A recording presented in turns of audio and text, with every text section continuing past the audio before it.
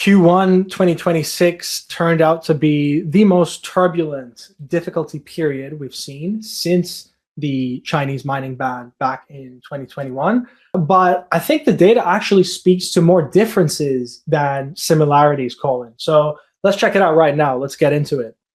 The comparison that we make in the report is really about the magnitude and the speed of swings in difficulty that we've seen over this past quarter. In Q1 2026, we had back-to-back top 10 difficulty drops. If you remember back in February, we saw an 11.16% difficulty adjustment, which ranked as the 7th largest drop in the modern ASIC era, which we define to be as the period since 2016. And this was driven by winter storms and power price impacts causing economic curtailment. Now, in March, on the 20th, we saw a difficulty drop of 7.76%, which ranks as the 10th largest. So we have two consecutive epochs that are bringing in top 10 difficulty drops. And this only happened once since 2016, which was during the Chinese mining ban in mid-2021, when we had a 12.61% drop in May, followed by a second one, which was 15.97, and then the massive drop we saw in July, which was 27.94%.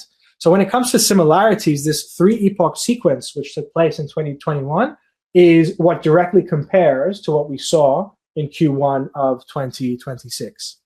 But now let's talk about the distinctions and the differences in the types of these shocks that we saw. Now, the Chinese mining ban was structural. We saw a sustained loss of hash rate. In other words, this was a secular shock. Machines went offline permanently and didn't come back quickly. It took months for block times and difficulty to fully recover. But what we're seeing in Q1 26 is a bit different. The drops are large, yes, but the recoveries are also fast. February's 11% drop was followed within 2 weeks by a 14.73% increase in difficulty. March's 7.76% drop was followed by a 3.87% increase in difficulty on the 3rd of April. So what this is telling us is that block times actually undercut the target immediately after both of these adjustments, which means that hash rate came back online rapidly after each drop. So this to us is a signature of curtailment rather than structural loss or capitulation in hash rate. So in summary, the amplitude is similar to the Chinese mining ban, but the underlying cause appears to be very different. These aren't secular shocks, but more so transient episodes where we have surprise disruptions and also economic curtailment causing hash rate to move in and out of the network. Oh, sorry, cut you out there for a sec, Con. So I like in this chart you have here, you have the context for all the difficulty drops. And for the March 2026, the negative 7.76%, you have open question. And you did just say that some of this is most likely curtailment driven, which makes a lot of sense. As Bitcoin mining has become increasingly industrialized and professionalized, those curtailment programs have become more common as it's been concentrated in Texas. It's very easy for those miners to engage in those demand response programs. And also, of course, this is happening right now because hash price is so low that you're going to see more of that. But you do list open question for the context for the most recent 7% drop. So outside of curtailment, is there anything else that y'all observed in your research or postulated that could be explaining these wild swings in difficulty? This is a great question, and I think this is the central theme of the month of March 2026. Yeah, so the question is, what caused this, right? And we believe it is still somewhat of an open question, but through our March look back, we've been able to narrow the field. So let's talk about it. Oil prices are a hot topic right now, obviously, given the conflict in the Middle East throughout March. Now, oil price exposure is around 8 to 10% of global hash rate based on our hash rate index estimate, concentrated around the Gulf state miners. So a crude price surge can't really explain a network-wide event of this size on its own. However, conflict-related physical disruptions might. So that's one point of evidence that we can look into. Now, the next is statistical variance, or what we know to be luck. We can rule that out. And the reason is because we saw that 11 of the 15 days prior to the March 20 adjustment posted daily average block times above the 10-minute target, which means that there was a structural slowdown in block discovery over that window. The most telling signal, in our opinion, is what happened immediately after the adjustment on the 20th, because blocks didn't just revert back to the 10-minute target. They actually undercut. The post-adjustment block time average for the rest of March was under the 10-minute target. In fact, through March 25th to the 28th, we averaged 8.5 minutes. On March 28th alone, block times came in at just under 8 minutes, which is 25% faster than the network-defined 10-minute schedule. So these to us are signs of curtailed capacity coming back online after the adjustment. So the chain of causality runs as follows. Difficulty dropped, hash price popped around 8% overnight, and this allowed marginal machines to turn back on. And they moved back online and started hashing over the following 48 hours. And we see that pool level data actually supports this thesis as well. Based on our estimates derived from on-chain block discovery, we saw major pools drop around 20 to 30 exahash mid-month and then snap all the way back up after the week of the adjustment. So that speed and recovery is inconsistent with permanent infrastructure loss, and it's more likely curtailment than capitulation. So to summarize, in our opinion, the most probable explanation, which would be consistent with the timing and the rapid recovery, is a combination of geographically concentrated disruption in the Middle East, coinciding with the conflict, alongside some marginal hash rate moves during hash price all-time lows. I like the analysis of looking at how the oil market specifically could be impacting hash rate, especially in those Middle Eastern countries. And I'm pulling up y'all's wonderful global hash rate heat map, which is truly one of my favorite resources for Bitcoin mining on the web. For those who don't know what this is a complement to Cambridge's hash rate heat map and electricity consumption index.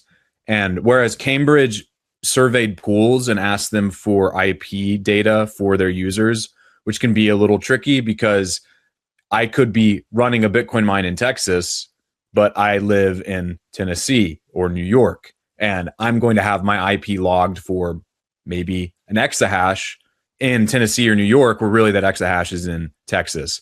But what Luxor does here is they kind of do a more bottom-up approach, I guess you could say a bottom-up approach, looking at what is the hash rate currently operated by publicly traded companies, that they disclose all of these things, right, in their filings, and then some Luxor business data to cobble together a rough estimate for hash rate around the globe.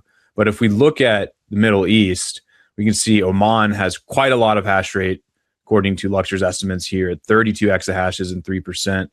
And the United Arab Emirates have 33 exahashes at 3% as well.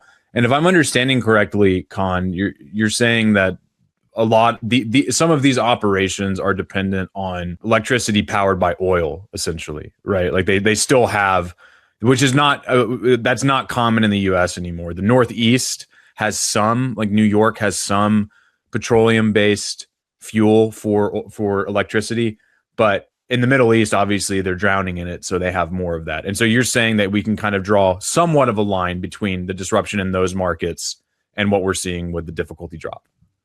That's correct. And I would also clarify the fact that the oil price shock is not necessarily a significant factor. And the reason is because only 8 to 10% of the global network hash rate is somewhat exposed to oil prices from a cost side perspective. But when it comes to physical disruption caused by the conflict, obviously the Gulf state miners are directly impacted. So we believe that it's a combination of some sort of physical destruction plus some marginal hash rate moves as mining economics shifted downwards throughout March. That makes sense. So, Khan, where does this leave us for the rest of the year? What is y'all's outlook for the rest of 2026? it seems like we're in this limbo or waiting period where people are either waiting for the floor to drop out from under them or for them to break through the ceiling. What's y'all's read on what miners should expect for the rest of 2026? That's a good question. And obviously, I would love to have an answer, but the best we can do is explore potential trajectories at this stage. So I'll point out a few things. First is on network difficulty. And what we're seeing throughout Q1 as we turn into Q2 is that the oscillation in difficulty adjustments is dampening. The sequence that we saw was a 7.76% decline in March, then an increase on April 3rd, which was 3.87%. And as you pointed out, Colin, the next adjustment is estimated to be around a 4.5% drop, which is expected to hit on April 17th. So what this tells us is that the swings are getting smaller, which means that marginal miners are finding equilibrium at current mining economics. The machines that are economic at current hash price are online, and the ones that aren't are offline. So we're settling into this range at current mining economics. Second, as you pointed out, there are developments around the Middle East conflict. We now have a ceasefire. If the situation stabilizes, essentially, we would be removing at least some, if not all, geopolitical risk that's been weighing down on Bitcoin price on the downside, and some of the physical disruption risk that we just talked about when it comes to mining facilities and mining operations in the region. So that's a potential tailwind on both the revenue side from a Bitcoin price action perspective, and then on the supply side from a regional hash rate perspective. Thirdly, hash price is at an all-time low. In March, we saw that spot hash price settled at just under $32 per petahash per second per day. This is the second consecutive month where we see a monthly all-time low in hash price, which means that there are many opportunities for forward market participants to engage at this stage. For sellers, the case is quite obvious. If you have a view that hash rate or hash price is going to go down even lower, sell forward, lock in your revenues at this stage, and turn this uncertainty into predictable cash flows.